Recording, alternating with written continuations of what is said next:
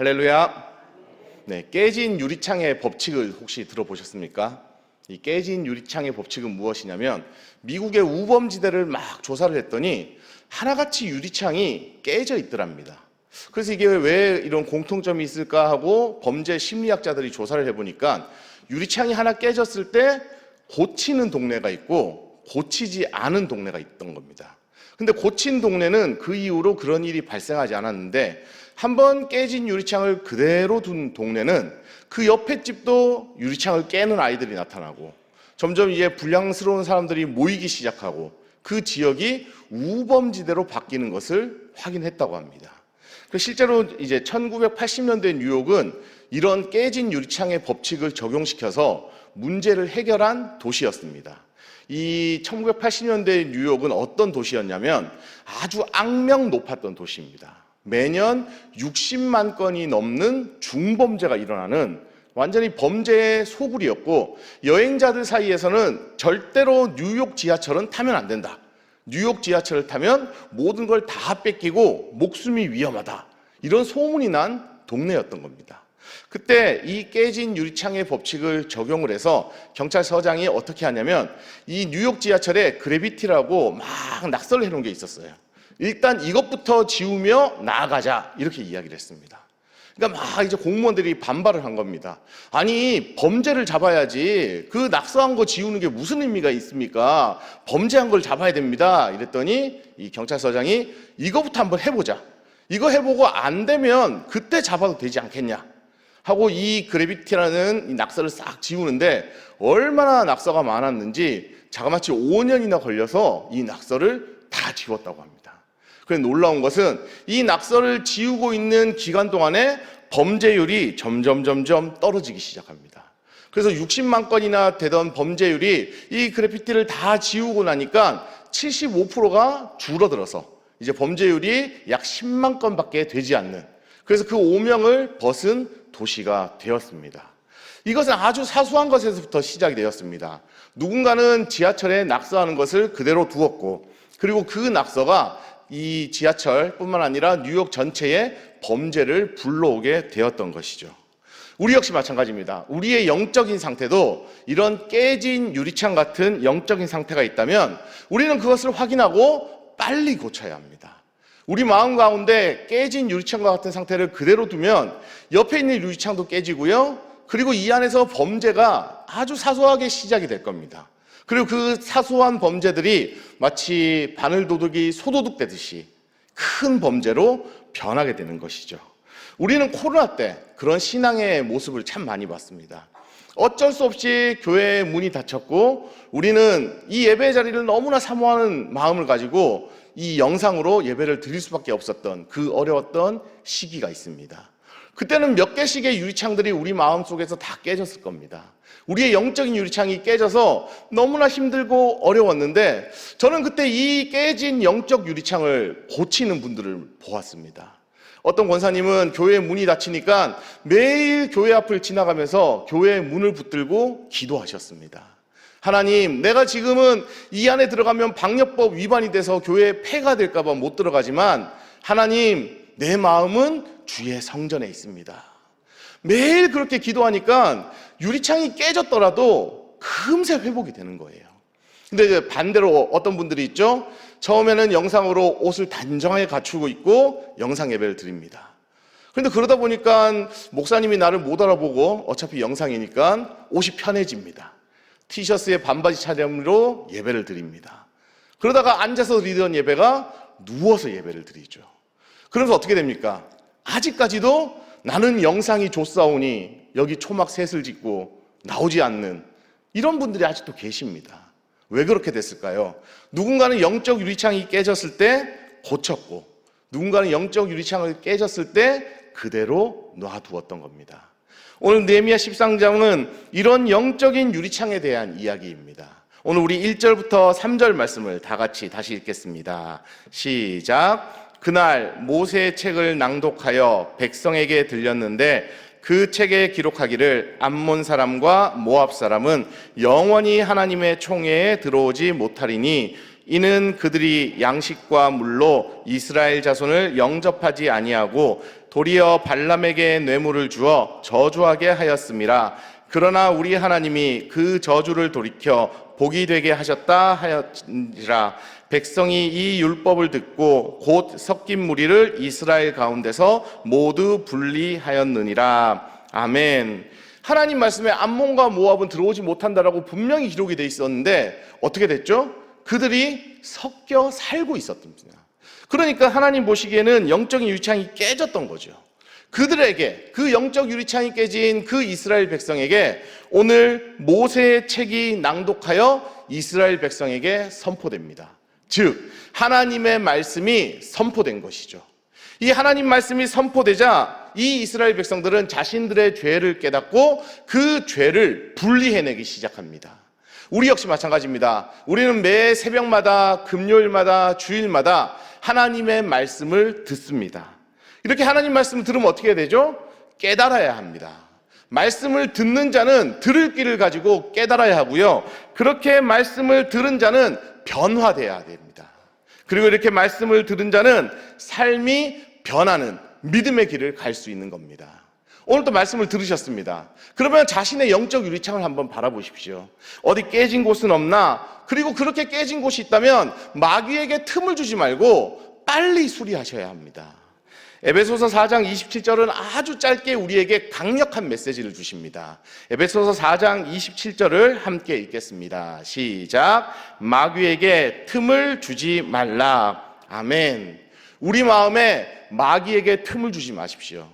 완전히 단단한 영적 유리창을 잘 보수하셔서 어떤 마귀도 그 깨진 유리창을 틈타서 들어오지 못하도록 마음을 지키시길 축복합니다.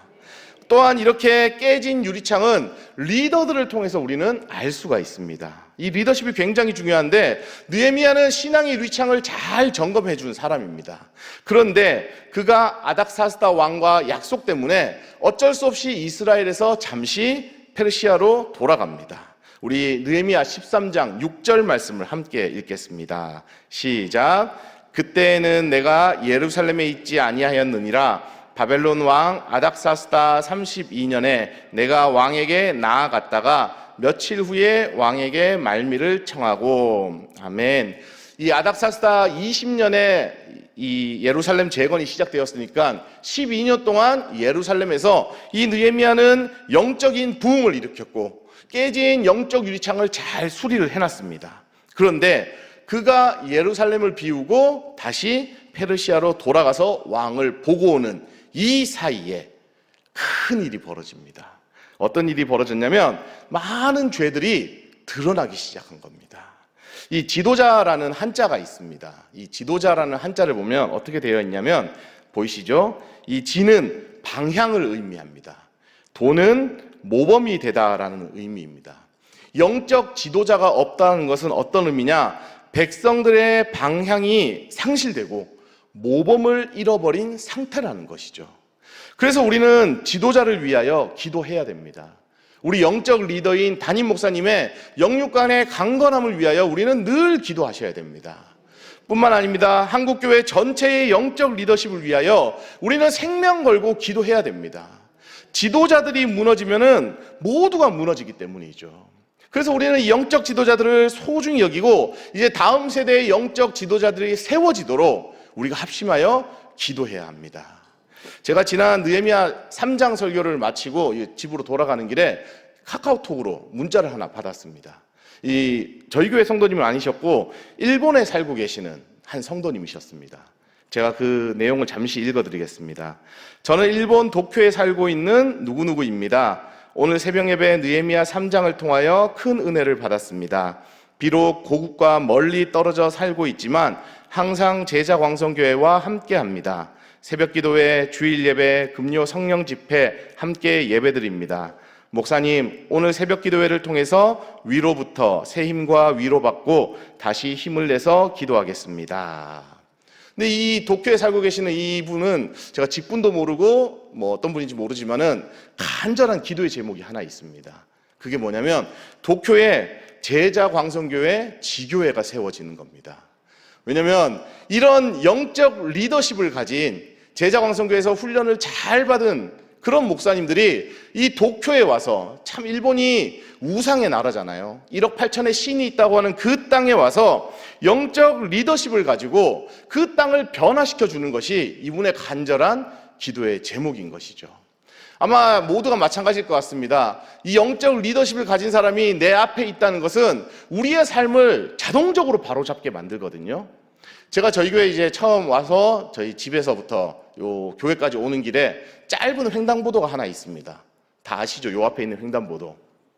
근데 새벽에 5시 이전에는 이 횡단보도에 불이 들어오지 않습니다. 그냥 깜빡깜빡해요. 빨간 불이. 그래서 그냥 이렇게 건너 다니는데 5시가 넘으면 이제 횡단보도에 불이 들어옵니다. 근데 이제 주변 사람들이 어느 누구도 새벽에 뭐 이렇게 서 있다 가거나 그런 경우는 거의 없습니다. 그래서 저도 뭐 그러니까 자연스럽게 그냥 빨간불인데 건너오고 뭐 이렇게 했습니다. 근데 어느 날도 이제 건너가려고 이렇게 발을 딱 내딛는데 저 횡단보도 맞은편에서 담임 목사님의 모습이 보이는 겁니다. 순간 딱 가다가 멈춰 섰습니다. 그리고 머리가 이렇게 정지되더라고요. 가서 인사를 드려야 되나? 빨간불인데? 아니면 빨간불이니까 뒤로 돌아서서 서 있어야 되나? 갖은 고민을 하다가 왠지 빨간불에 건너가서 인사드렸다고 혼날 것 같아서 다시 발걸음을 돌려서 안 건너간 척하고 이렇게 쫙 서 있었습니다. 이제 겨울이었기 때문에 이제 목사님은 저를 못 알아보시고 먼저 이렇게 가시고 저는 파란불이 돼서 조용히 목사님의 발자취를 쫓아서 뒤를 이렇게 걸어왔었습니다. 저희도 그렇지 않을까요? 우리 셀 모임을 하시다가 남의 험담하고 싶을 때 만약 담임 목사님이 그 자리에 앉아 계시면 험담할 수 있을까요? 남의 나쁜 이야기, 소문을 전하고 싶을 때, 혹은 내가 휴지를 교회에서 몰래 버리고 싶을 때 눈앞에 담임 목사님이 계시면 못 그러시겠죠. 영적 지도자가 앞에 있잖아요. 근데 제가 그날 새벽에 와서 기도하는데 하나님의 음성이 제 마음속에 울렸습니다. 뭐라고 이렇게 말씀하시냐면, 성민아, 너는 눈앞에 담임 목사님은 보이고 마음속에 있는 나는 보이지 않느냐. 그렇죠. 눈앞에 보이는 사람은 의식을 했는데 내 안에 있는 하나님은 의식하지 못했던 겁니다. 그날 많이 회개하면서 울었습니다.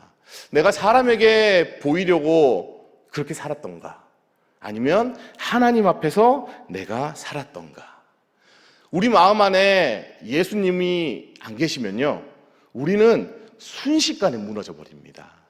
느헤미야가 없을 때 이 이스라엘이 영적으로 순식간에 무너진 것처럼 우리 안에 예수님이 계신다는 것을 우리가 까먹는 그 순간 우리의 영적인 상태는 순식간에 무너져 버리는 것이죠. 그래서 오늘 예배에 나오신 모든 분들은 마음속에 모시고 계시는 예수님을 인식하시길 바랍니다. 늘 신경 쓰시길 축복합니다. 그래서 내 안에 계신 예수님이 지금도 나를 붙들고 계시고, 우리가 오늘 찬양 부른 것처럼 우리 구주의 힘이 우리를 붙들고 계십니다. 고린도전서 10장 12절은 우리를 향해서 이렇게 말씀하고 있습니다. 우리 함께 읽겠습니다. 시작. 그런즉 선줄로 생각하는 자는 넘어질까 조심하라. 아멘. 우리는 스스로 선 게 아닙니다. 예수님께서 우리를 일으켜 세우셨고요, 우리 영적 리더들을 통해서 우리를 일으켜 세우신 겁니다. 그래서 우리는 영적 리더인 우리 예수님의 말씀에 순종해야 됩니다. 그것이 우리가 영적 유리창을 고쳐나가는 중요한 방법인 것이죠. 이제 세 번째로 말씀으로 깨진 유리창을 점검하셔야 됩니다. 우리 10장에 보면 이 친필 서명을 해가면서까지 수많은 사람들, 우리 10장에서 계속해서 이름이 나왔잖아요. 그런 명단들이 등장할 정도로 이 사람들이 정직하게 하나님 말씀대로 살아가겠다 다짐했던 사람들이 오늘 이 13장에서는 리더십의 부재로 도미노처럼 무너지는 그런 장면들이 등장합니다. 그 시작이 무엇이었냐면 우리 7절 말씀에 보면 이 영적 유리창 깨진 시작을 볼 수 있습니다. 우리 7절 말씀을 읽겠습니다. 시작. 예루살렘에 이르러서야 엘리야십이 도비야를 위하여 하나님 전뜰에 방을 만든 악한 일을 안지라. 아멘. 아주 성전의 큰 방을 이 도비야, 이 성벽을 건축하는 걸 방해했던 그를 위해서 성전을 내준 겁니다.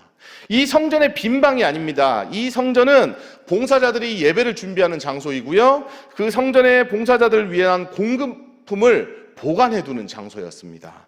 정말 중요한 성전의 그 한 자리를 있어야 하지 못하는 아주 나쁜 것이 성전 안으로 들어오니까 이 뜨거웠던, 용광로 같이 뜨거웠던 성전 예배가 무너져 버립니다.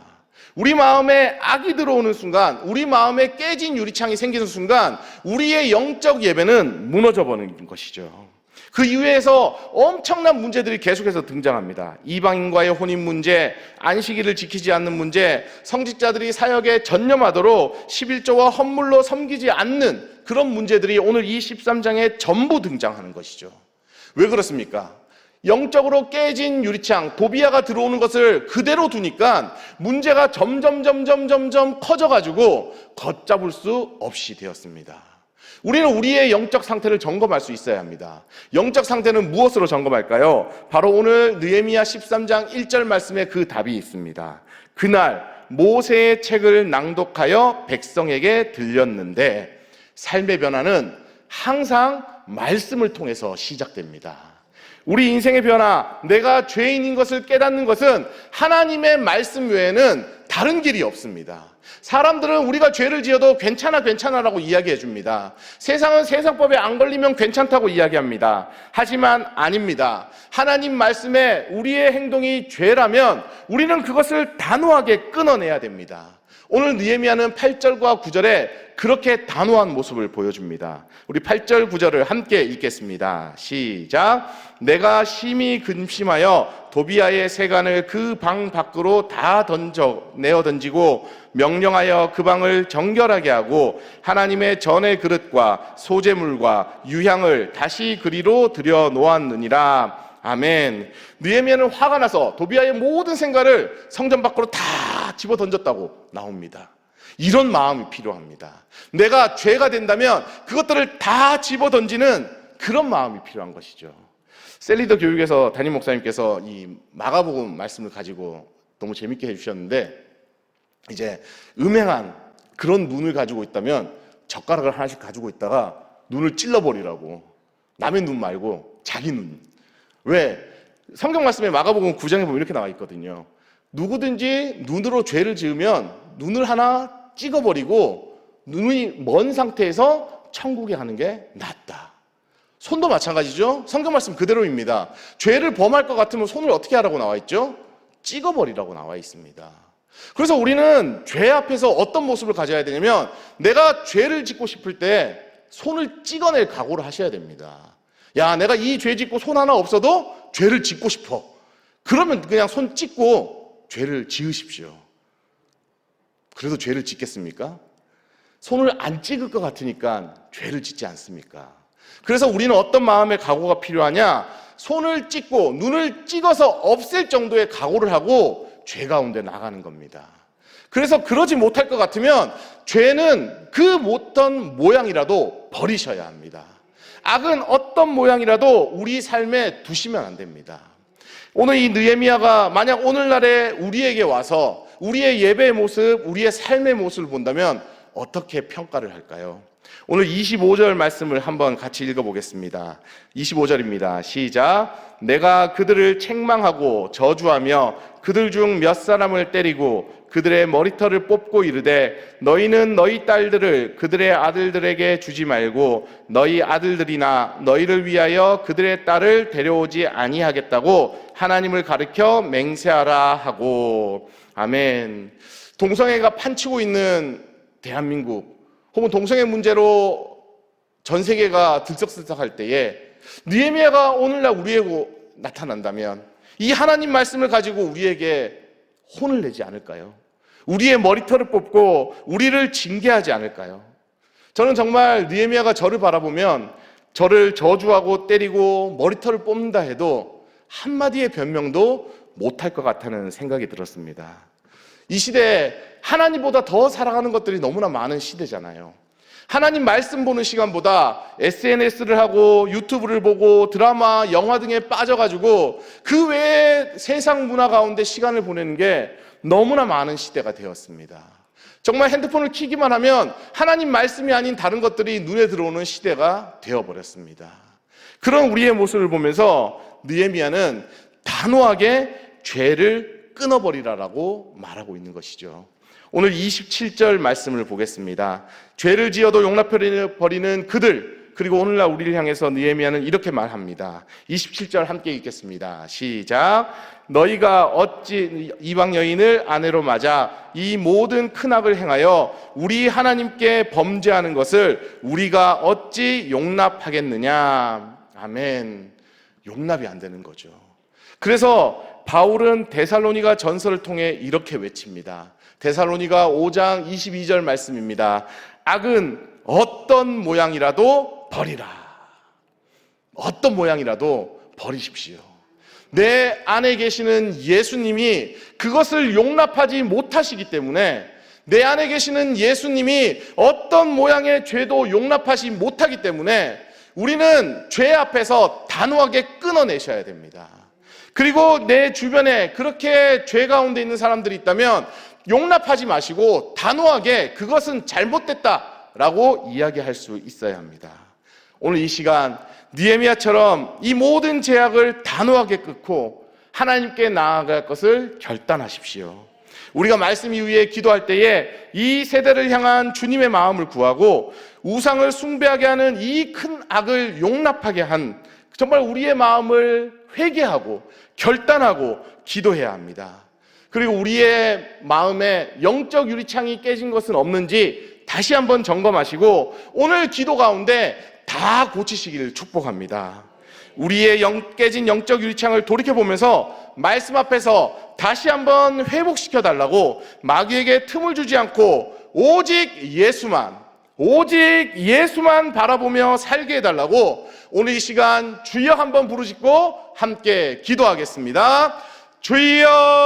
주여! 할렐루야. 사랑이 많으신 하나님, 오늘 이 시간 들은 말씀 우리 마음에 찔림으로 다가옵니다. 우리는 내 안에 예수님이 계심에도 불구하고 그 예수님이 없는 것처럼 살아왔고 또 남의 험담을 하고 아버지 우리는 수군수군하였습니다. 아버지 이제 우리 안에 있는 예수 그리스도의 눈을 의식하겠습니다. 내 안에 예수님께서 우리를 바라보고 계시고 우리 안에 있는 영적 지도자이신 예수님이 우리의 갈 길을 알려주고 계시오니 주여 이제 우리의 발걸음 예수님을 쫓아가게 하여 주시옵소서. 오직 예수만 바라보며 살게 해 주시옵시고 아버지 우리 안에 깨진 영적 유리창이 있다면 오늘 이 시간에 다시 한번 회복시켜 주시옵소서. 우리가 느헤미야처럼 죄 앞에서 단호하게 하여 주시옵소서. 아버지 우리가 눈 안에 정말 욕심이 들어올 때에 눈을 찍어서라도 그 욕심을 버리게 하시고 우리가 남의 것을 탐하는 손이 되었다면 그 손을 찍어서라도 그 죄를 범치 않도록 우리를 붙들어 주시옵소서.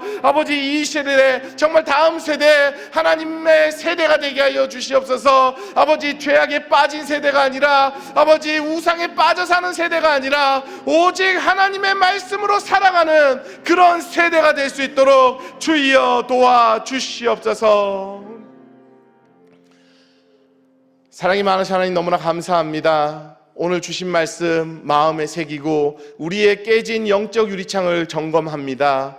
주님 우리 안에 깨진 영적 유리창이 있다면 오늘 회복시켜 주시옵소서.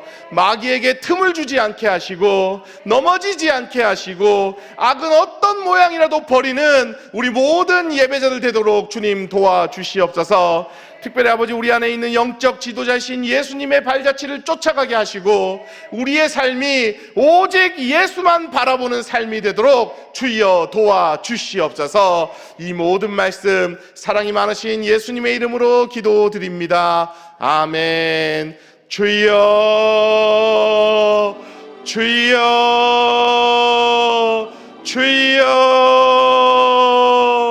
할렐루야. 사랑이 많으신 아버지 오늘 이 시간에 주님 앞에 기도하러 나아갑니다.